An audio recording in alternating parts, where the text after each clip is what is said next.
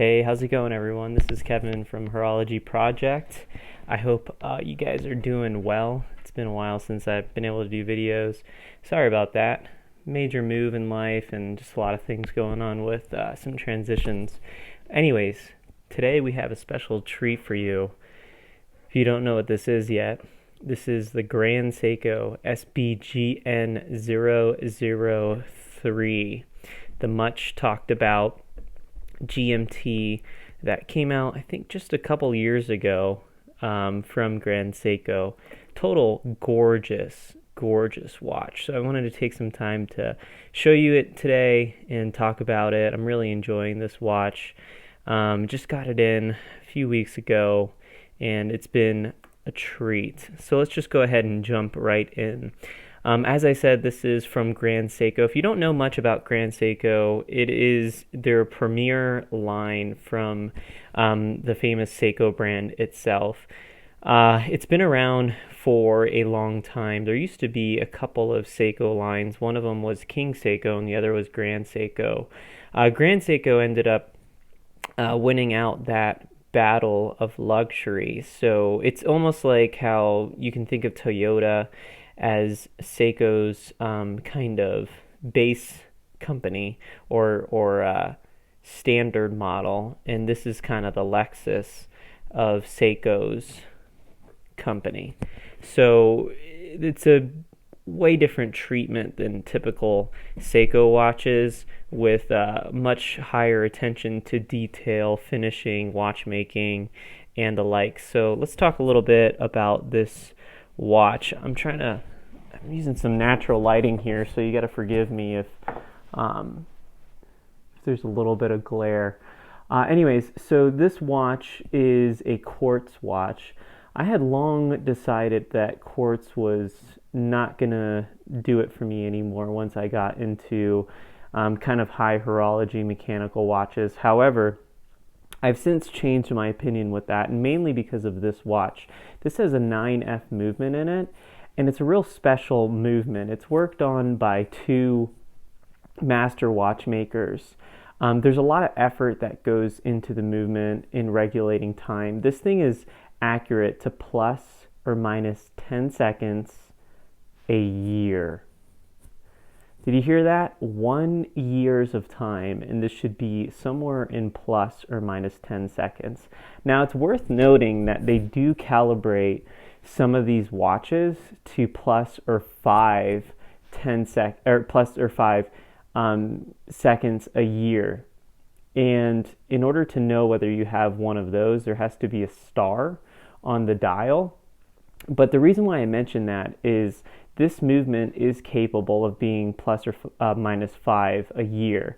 It's just that they didn't regulate it to that precision. But with that being said, oftentimes you can end up getting a watch that, even though it says plus or minus X seconds, it could be a better example, and meaning that watch could potentially be running even better than that 10 seconds plus or minus. So it could be, some anywhere within that. It could be a second or no seconds at all or 2 seconds. And so it's just the fact that they can do that over a course of an entire year is awesome. And there's a lot that goes into that. It regulates temperature. It does all these different types of checks in order to make sure that it's running at optimum proficiency. So a little bit about the watch. It's 39 millimeters in diameter across the case, and it's kind of been decided that is one of the perfect proportions. One, it's nice if you have smaller wrists like me. I only have 6.5-inch wrists, and two, even though it is definitely on the smaller side of more modern pieces, 39 millimeters, in my opinion, doesn't look small on most wrists, even if you have bigger wrists, 7.5-inch wrists, 8-inch wrists, probably pushing it a little bit more with 8-inch wrists, but for most wrist sizes, 39 millimeters is just a sweet spot size. And if you think about a lot of watches in history that have been more of the acclaimed watches. Most of them, ironically, were in 39 millimeters. So the original Speedmaster, for instance, was in 39 millimeters, and then, eventually they added the crown guards in, which made it to 42. But the bezel, across the bezel, it's still 39 millimeters. Rolex's classic Submariner, I think it was originally in 38 millimeters, maybe 37.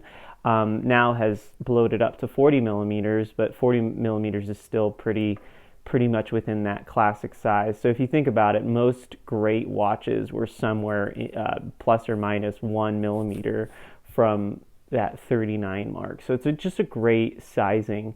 Couple cool things about this watch is it's a GMT. So as you'll notice, there's 24 hour indicators across the bezel of this watch. Now this allows you to tell time in 2 time zones. The unwinding of the crown on this watch is impeccable. So I'm just going to go ahead and show you that.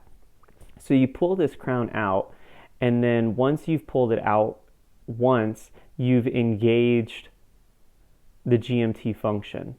And as you'll notice, it skips 1 hour. But what's really cool about this is that even though you have the GMT function engaged, where you're doing the jumping hour hand, now this is technically the GMT hour hand, but while you're using your hour hand, what you're supposed to do is, let's say you just flew into a new time zone and it's 2 hours ahead, then you just click it 1, 2, and then now you're in that time zone, and you're using that to be able to keep track of the time zone you're in, while this orange hand will be telling the time in the time zone that you came from, or wherever base time zone you'd like to put. But what's neat about it is that as you're engaging this jumping hour hand, you can engage it forward and backwards with no problem, but you'll notice that the second hand is still moving. So what's nice about that is you're not hacking the second hand, which means that you're not stopping time from moving. So it's still keeping perfect seconds and minutes while you can still change the hour, which that means that you can literally just engage this, change the hour, and you're not worried about losing any time in the time that it would have taken to switch, and you're not trying to, you're not trying to quickly move through and then deal with the minute hand and hour hand and all those moving. But I want you to take a notice how quickly it changes the date when I hit that 12 o'clock. So take a look, if you don't mind, take a look at just how quick the jump is. It's so impressive. It's instantaneous. Now, what's neat about it is how quick it is, right? So I'll just show you again. Instant. And what's neat is it's not as quick when you wind it backwards, but you can shift it backwards into the previous day, and it does that no problem at all. So it's really just amazing watch. It threads in really well. The finishing on this watch is called Zaratsu finishing, so it's a Japanese method of finishing. Now, if you go on the watch forums or Google, they've done these incredible comparisons of just how high quality it is. And recently, on an awesome episode that Teddy Baldessor produced with Kevin O'Leary, Kevin O'Leary from Shark Tank went far as to say that what's great about owning Grand Seiko is that you can own a watch that literally has Patek Philippe level of finishing, but at a more sensible price for most people to be able to afford. So right now these watches MSRP for around $3,200, but it's not uncommon to get maybe some, at least from what I've heard, some form of discount.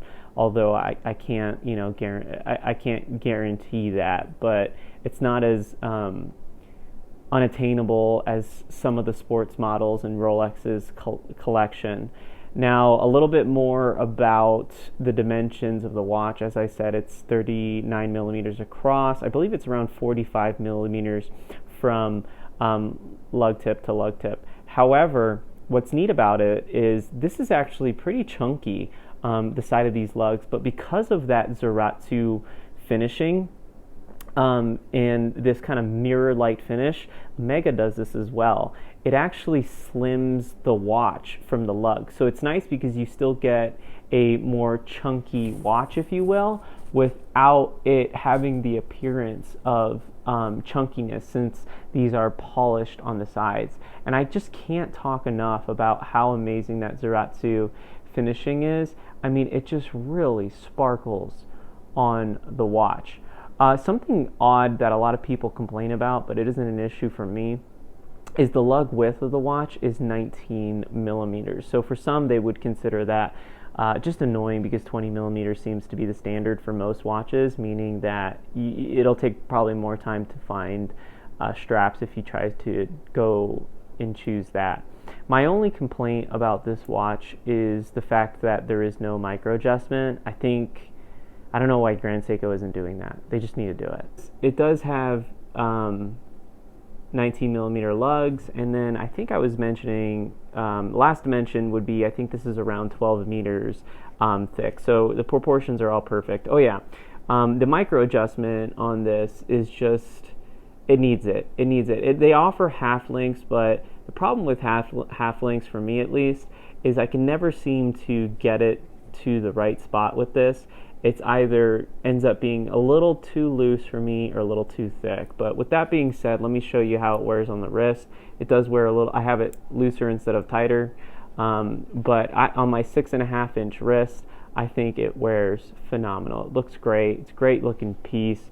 You definitely would enjoy owning it, and just the accuracy. It's always nice to have something in your collection that you can just set and leave alone and not worry about a winder or anything like that. And I think, considering that this is a GMT watch, especially, it's nice to just kind of leave it and just go. So it can be that perfect travel companion where you leave it alone for a little while, come back to it a couple days later, and boom, it's still ticking and working the way that you would like. So really strong recommendation. Not much negative I can say outside of the complaint about 19 millimeter lug width and the bezel, or pardon me, this needing some micro adjustment. It really does need that, but everything else is fantastic. The finishing is fantastic. It's really next level. It's better than any especially vintage Rolex that I've owned. It's right up there with all the guys that are acclaimed for their finishing. So I definitely think that it could be worth your money if you enjoy those kinds of features. I think Grand Seiko is going to continue to increase in notoriety as well. So I think these will retain good value, especially since they're priced sensibly right now.